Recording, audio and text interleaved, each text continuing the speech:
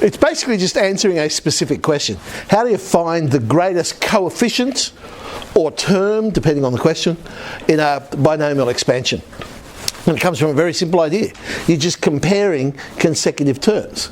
If term k plus 1 is greater than term k, then term k plus 1 has got to be the greatest term, because it's bigger. Okay, we've got our expansion. 2 plus 3x to the power of 20. We want to find the greatest coefficient in this whole thing. Well, my general term k plus 1, so 20ck, 3x to the power of k, so therefore 2 to the power of 20 minus k, got to add to give 20.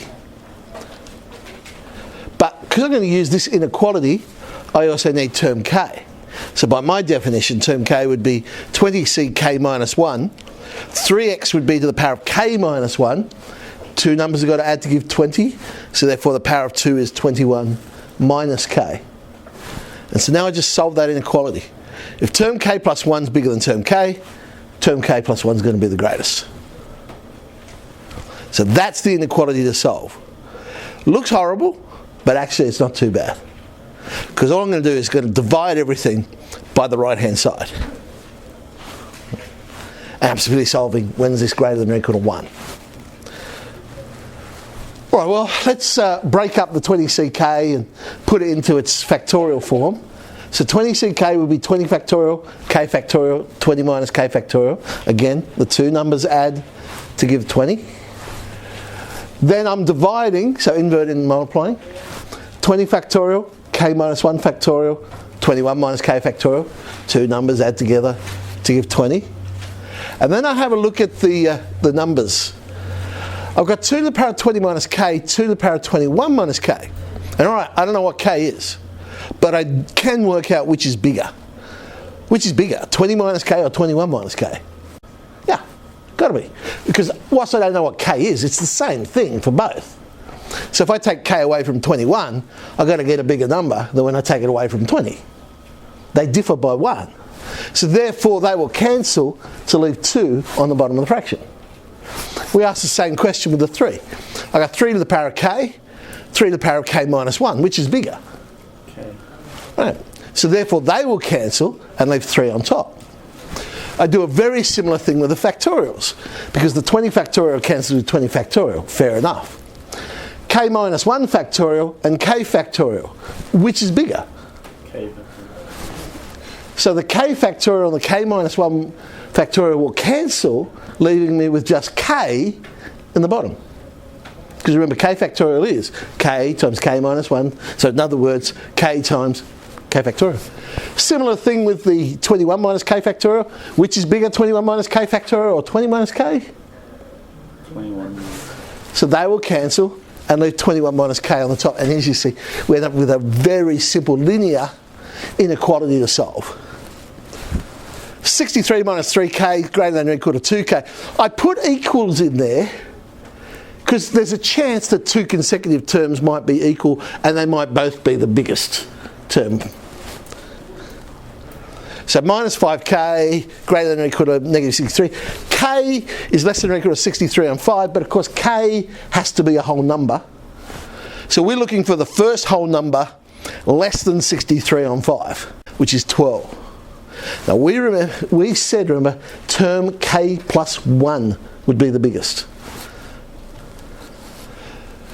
Only interested in the coefficients, so I'm not worrying about all the x's. So it'd be the 13th term, 20c12, 2 to the power of 8, 3 to the power of 12. And no, we're not going to bother expanding that out. That'd be quite a large number, whatever it turns out to be. Okay? Same idea with greatest term. The only difference is we substitute in a number for the pronumerals. Other than that, it's the exact same question. So the greatest term in this case, 3x minus 4 to the power of 15, when x is a half. So my general term, I've substituted in the half for the x. So instead of putting 3x, I've got 3 on 2. That's term k plus 1. Don't worry about the negative.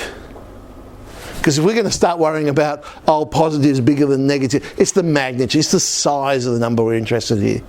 Okay, so forget about the negative. Term k, 4 to the power of k minus 1, got to add together to give 15, so 16 minus k is the other power. Same again. Oh well, term k plus 1 greater than or equal to term k. Term k plus 1 is going to be the biggest. Divide both sides by the right hand side. Then we ask ourselves the questions, what's going to cancel? Which are the bigger ones? So I've got 3 on 2 to the 15 minus k, 3 on 2 to the 16 minus k. Well, 16 minus k would be bigger, so 3 on 2 is left on the bottom of the fraction. 4 to the power of k, 4 to the power of k minus 1. 4 to the power of k would be bigger, so 4 is on top. Now we're going to play around with our factorials. Okay, 15 factorials cancel. Same questions, k factorials, k minus 1 factorial, k would be bigger. 16 minus k factorial, 15 minus k factorial, 16 minus k would be bigger. So 4 divided by 3 on 2, well I've inverted and multiplied, that became 8 on 3. Multiply out, tidy up. This time we're looking for the first number smaller than 128 on 11. So that's k is 11. So it's the 12th term, but this time is the whole term I'm writing down, with x being a half, of course.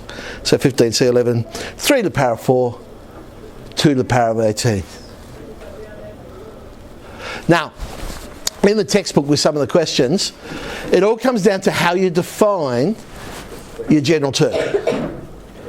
So in the book, and I think they do define their general term different to how I define it.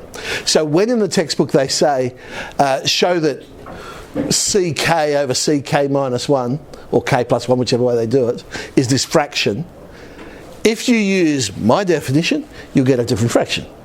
So you won't be able to show what they're asking. If you use their definition, then obviously you'll get the right one. In a test situation, they would have to define it for you, so you know which particular one you're using for the general term. We still will get the correct final answer eventually. When it says which is the greatest term, we should still come up with the same answer. It's just our approach to get there will be different. We'll have slightly different numbers because of the different general terms.